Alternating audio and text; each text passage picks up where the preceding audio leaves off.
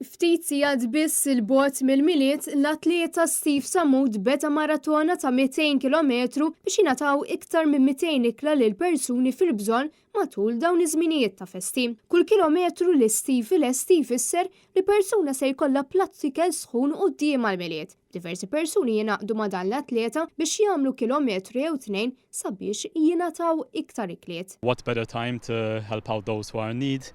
Christmas time is already very tough for vulnerable people, so I want to try and find a way to at least, make things a bit easier for them this time of the year as much as possible.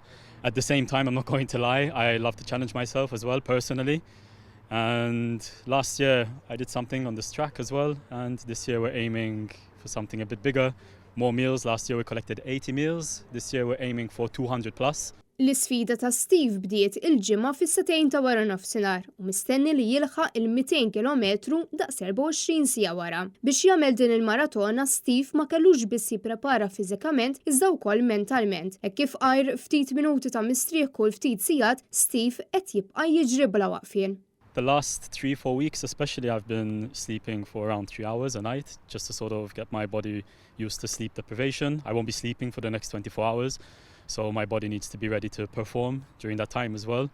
Obviously training, so I've been doing quite a bit of running, gym work, conditioning, physiotherapy as well, recovery. Been dedicating around 4 to 5 hours a day to all of that work in the background as well. Din it-tieni sena konsekuttiva li Steve qed jagħmel din is-sfida kif is-sena l-oħra rnexxielu jagħti ma' 80 ikla wara li rnexxielu jlesti maratona simili. L-ikliet kollha se jingħataw lis Soup Kitchen, organizzazzjoni li tgħin lil mijiet ta' persuni f'pajjiżna li ma jkollhomx biżżejjed flus għal plattikel. Is-Soup Kitchen li tinsab fil-Belt Valletta tgħin lil madwar 100 persuna kuljum filwaqt li madwar pajjiżna hawn numru ta' organizzazzjonijiet oħra li jagħtu dan is-servizz b'xejn. Id-domanda tanti kbira li min Jannar li ġej Caritas Malta se tkun qed tiftaħ Soup Kitchen oħra f'Tal-Virtu Rabat.